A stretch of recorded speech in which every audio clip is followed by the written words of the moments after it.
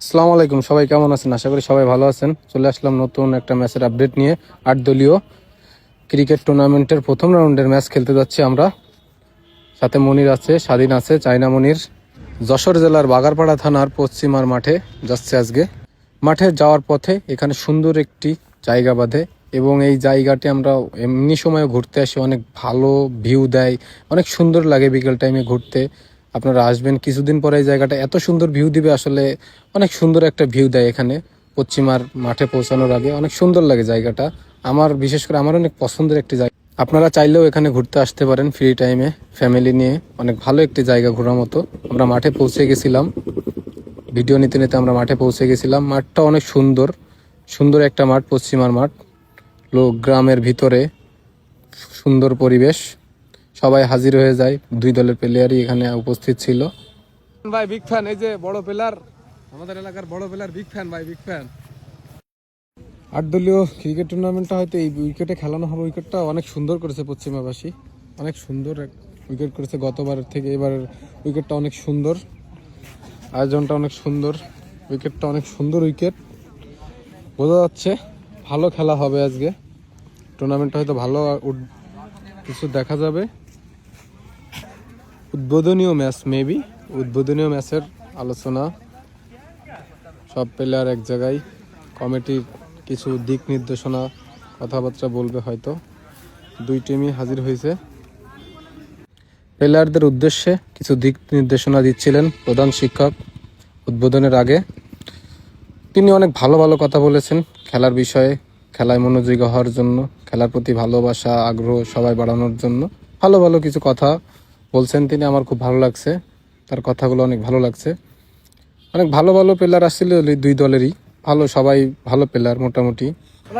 Toss করব, গড়ের ঘাট বনাম হরিশপুরের ম্যাচ, প্রথম রাউন্ডের প্রথম ম্যাচ। টস করব, দুই ক্যাপ্টেন আছেন।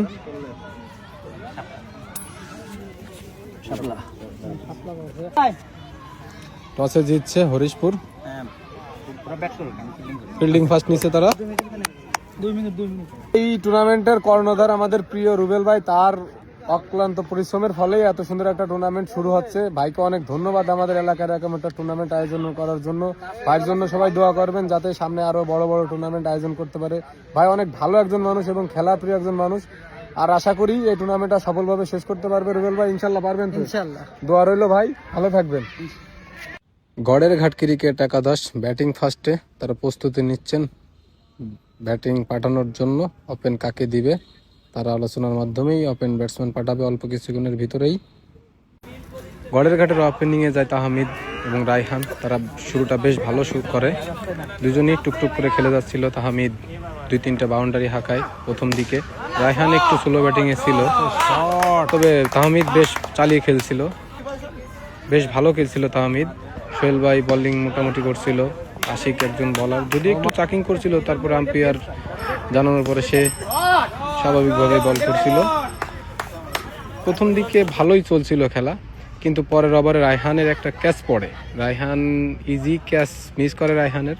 তখন রায়হান এক লাইফে বুলেট ব্যাটিং করা শুরু করে, আগুন ব্যাটিং, যার ব্যাটিংয়েই দলের রানের সংগ্রহ হয় প্রায় 197 15 ওভারে।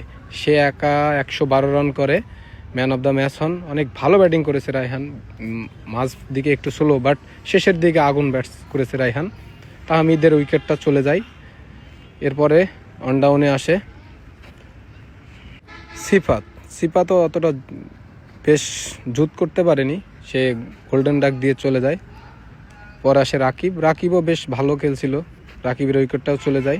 এরপরে ব্যাটিংয়ে আসে সালিমুলও ভালো কিছু করতে পারেনি।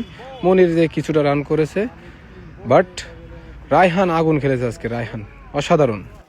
গড়ের ঘাট ক্রিকেট একাদশ 15 ওভারে টার্গেট দেয় 197।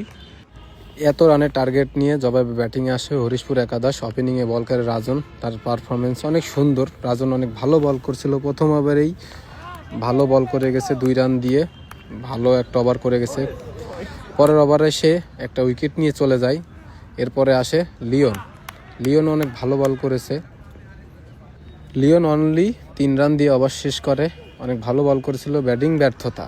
পরে যারা টার্গেটে ব্যাট করতে আসে আসলে ভালো ব্যাট করতে পারেনি। রাজন, লিওন 2 ওভারে অনলি 6 রান দিয়ে ম্যাচ টাইট করে দিয়ে যায়। 15 ওভারে 197 রানের টার্গেটে এত স্লো ব্যাটিং করলে আসলে হয় না। রাজন অলরেডি একটা উইকেট নিয়ে চলে যায়, লিওনও টাইট বল করেছে, সবাই ভালো বল করেছে। অবশেষে হরিশপুর ক্রিকেট একাদশ বড় ব্যবধানে ম্যাচ হেরে যায় এবং গড়েরঘাট ক্রিকেট একাদশ বড় জয় নিয়ে মাঠ ছাড়ে।